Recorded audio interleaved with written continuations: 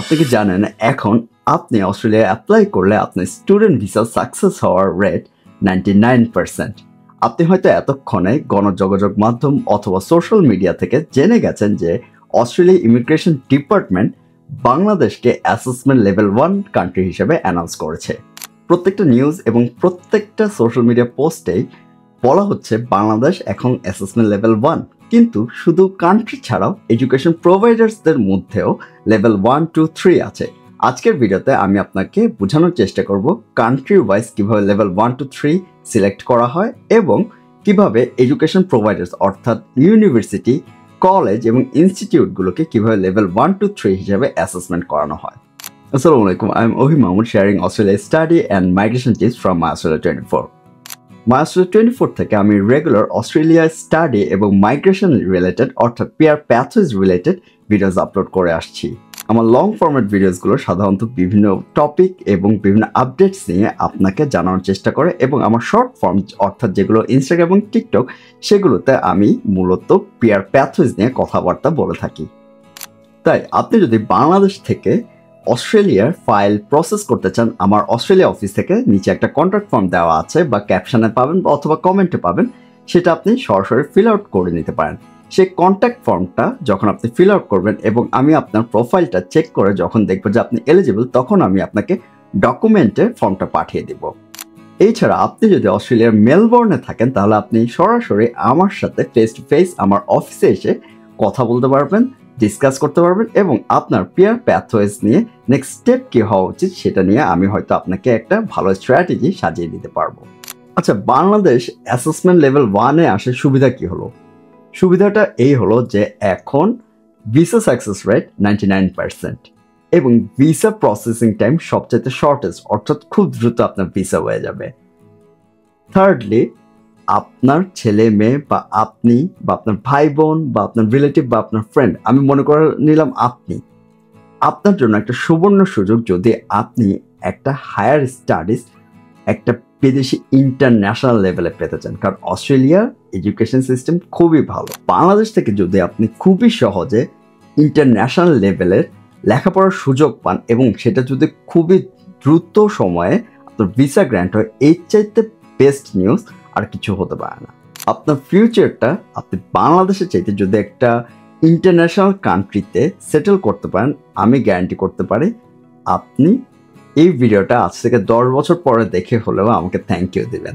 এছাড়া আরও কিছু বেনিফিটস নিয়ে আমি কথা বলি, যেমন বাংলাদেশ এখন অ্যাসেসমেন্ট লেভেল 1 হওয়ায় আপনি সহজে ভিসা পাচ্ছেন, আপনি খুব কম সময়ের মধ্যে ভিসা পাচ্ছেন, আপনি ইন্টারন্যাশনাল লেভেলে লেখাপড়া করতে পারতেছেন, আপনি বাংলাদেশের তুলনায় অ্যাটলিস্ট 10 টাইমস বেশি পার্ট টাইম জব বা ফুল টাইম জব করে ইনকাম করতে পারতেছেন।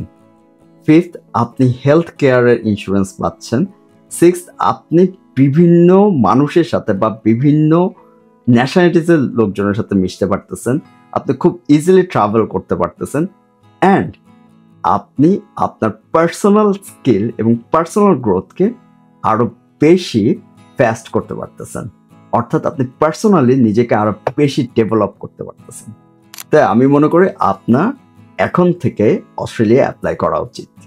প্রথমে আমরা বোঝার চেষ্টা করি কান্ট্রি ওয়াইজ অ্যাসেসমেন্ট লেভেলটা কি। অস্ট্রেলিয়া ইমিগ্রেশন ডিপার্টমেন্ট SSVF অর্থাৎ সিম্পলিফাইড স্টুডেন্ট ভিসা ফ্রেমওয়ার্কের থ্রু দিয়ে অস্ট্রেলিয়া ইন্টারন্যাশনাল স্টুডেন্টস আসার কান্ট্রিজগুলোকে বিভিন্ন অ্যাসেসমেন্ট লেভেলে ভাগ করে থাকে। এশিয়া এবং এশিয়ার পার্শ্ববর্তী দেশগুলোর মধ্যে লেভেল 1-এ আছে আমাদের নিজেদের বাংলাদেশ এবং আমাদের নেইবার শ্রীলঙ্কা। লেভেল 2-তে আছে ইন্ডিয়া, জাপান এবং কোরিয়া অ্যান্ড লেভেল 3-তে আছে পাকিস্তান, ফিজি এবং ফিলিপিন। আপনি তাহলে বুঝতে পারতেছেন যেইখানে Bangladesh India, Japan, Korea, Pakistan, Fiji, ফিলিপিনকে পার করে অ্যাসেসমেন্ট লেভেল 1-এ চলে আসে, তার মানে বাংলাদেশি স্টুডেন্টসদের রেকর্ড অস্ট্রেলিয়াতে খুবই ভালো। তাহলে কিভাবে অস্ট্রেলিয়া ইমিগ্রেশন ডিপার্টমেন্ট এই কান্ট্রিজগুলোকে অ্যাসেসমেন্ট লেভেল ওয়াইজ ভাগ করে, কি কি ফ্যাক্টর আসলে তারা চেক করে এবং সেই ফ্যাক্টরের উপর ডিসিশন মেক করে? প্রথম যে ফ্যাক্টরটা অস্ট্রেলিয়া ইমিগ্রেশন ডিপার্টমেন্ট নিজেদের বিবেচনায় নেয় সেটা হচ্ছে কোন দেশ থেকে স্টুডেন্টসরা অস্ট্রেলিয়া এসে জেনুইন স্টুডেন্ট বলতে তারা ঠিকঠাক করে লেখাপড়া করছে, তারা তাদের ক্লাসে রেগুলার অ্যাটেন্ড করছে এবং তাদের অ্যাসাইনমেন্ট বা ক্লাস ওয়ার্কস বা এক্সামস ঠিকঠাক করে দিচ্ছে। সেকেন্ড থিং হচ্ছে কোন দেশের স্টুডেন্টদের ফিনান্সিয়াল স্ট্যাবিলিটি সবচাইতে ভালো, অর্থাৎ স্টুডেন্টসরা ফিনান্সিয়াল যে ডকুমেন্টস জমা দিয়েছে সেটা কতটুকু স্ট্যাবল এবং তাদের অস্ট্রেলিয়ায় কী পরিমাণ ইনকাম হচ্ছে এবং সেই ইনকামগুলোকে তারা লিগ্যাল ওয়েতে আর্ন করছে কিনা। থার্ড যে ফ্যাক্টরটা কাউন্ট করে সেটা হচ্ছে কোন দেশের স্টুডেন্টরা অস্ট্রেলিয়াতে লিগ্যালি সবগুলো নিয়ম মেনে চলছে, অর্থাৎ কোনো ধরনের ফ্রড বা ইলিগাল বা ড্রাগ রিলেটেড কোনো কিছুতে নিজেদেরকে ইনভলভ করছে না। এই তিনটে মেজর ফ্যাক্টরস থেকে আমরা বুঝতে পারতেছি যে বাংলাদেশি স্টুডেন্টসদের রেকর্ড কিন্তু প্রিটি গুড, যার কারণে ইন্ডিয়ার মতো একটা বিশাল দেশের চাইতে বাংলাদেশ লেভেল 1-এ, সেইখানে ইন্ডিয়া লেভেল 2-তে। ইভেন জাপানের স্টুডেন্টসরা বা জাপানের মানুষদেরকে আমরা অনেক ডিসিপ্লিনড বলে জেনে আসছি, সেই জাপানের লেভেল 2-তে, সেখানে বাংলাদেশ লেভেল 1-এ। এই তো গেল বিভিন্ন দেশের অ্যাসেসমেন্ট। এখন আমরা বোঝার চেষ্টা করব বিভিন্ন এডুকেশন প্রোভাইডার্সের অ্যাসেসমেন্ট। এডুকেশন প্রোভাইডার্স বলতে আমি বোঝাচ্ছি ইউনিভার্সিটি, ইনস্টিটিউট এবং কলেজ। এখানেও কিছু ফ্যাক্টরস ওয়াইজ অস্ট্রেলিয়া ইমিগ্রেশন তাদের অ্যাসেসমেন্ট লেভেল ফিক্স করে। ফার্স্ট যে জিনিসটা ফিক্স করে সেটা হচ্ছে যে কোন এডুকেশন প্রোভাইডার অর্থাৎ ইউনিভার্সিটি, ইনস্টিটিউট বা কলেজের স্টুডেন্টরা জেনুইন স্টুডেন্ট, অর্থাৎ স্টুডেন্টদের অ্যাটেন্ডেন্স প্রপারলি আছে এবং হাই অ্যাটেন্ডেন্স আছে। সেকেন্ডলি দেখে কোন ইউনিভার্সিটি অথবা ইনস্টিটিউট বা কলেজ সবচেয়ে বেশি ইন্টারন্যাশনাল স্টুডেন্টের ভিসা অ্যাকসেপ্টেন্স হয় বা ভিসা গ্র্যান্ট হয়। থার্ড দেখে কোন ইউনিভার্সিটি অথবা ইনস্টিটিউটের রিসার্চ সবচাইতে বেশি। ফোর্থ দেখে কোন ইউনিভার্সিটি অথবা ইনস্টিটিউট বা কলেজে স্টুডেন্ট অ্যাক্টিভিটিস অনেক বেশি হয়ে থাকে এবং স্টুডেন্টদের অনেক বেশি এঙ্গেজমেন্ট লক্ষ্য করা যায়।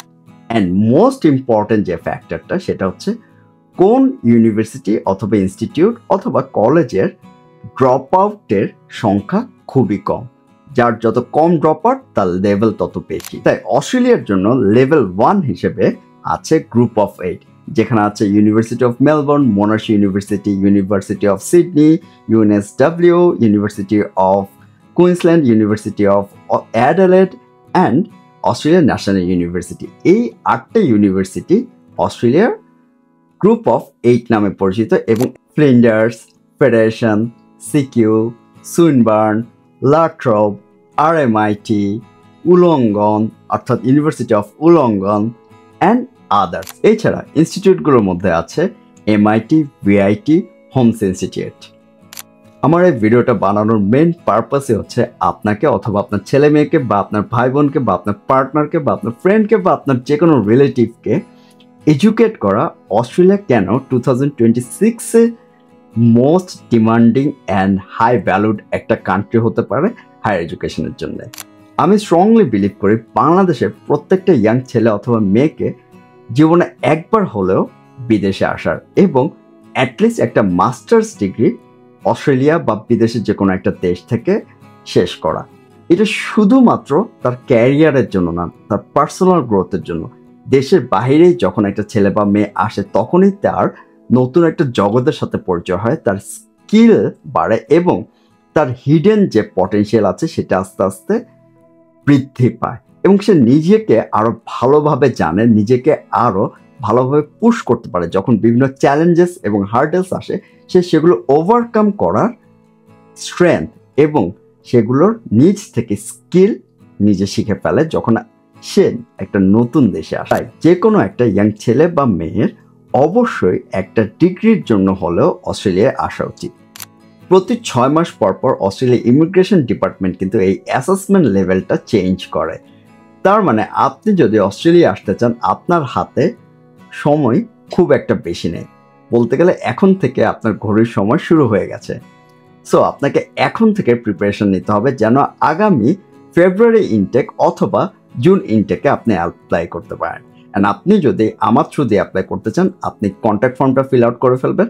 আমি আপনার কন্ট্যাক্ট ফর্মে বেসিক ইনফরমেশন দেখে যদি মনে হয় এলিজিবল আমি আপনাকে ডকুমেন্ট ফর্ম পাঠিয়ে দেবো। আপনি ডকুমেন্ট ফর্ম পাঠিয়ে দিলে আমি ইউনিভার্সিটিতে পাঠিয়ে দেবো অ্যান্ড ইউনিভার্সিটি থেকে আপনি অফার লেটার পেয়ে ভিসা অ্যাপ্লাইতেও আমি আপনাকে হেল্প করব। বেশি দেরি করা যাবে না, সময় কিন্তু বেশি নেই। দেখা হবে নেক্সট ভিডিওতে।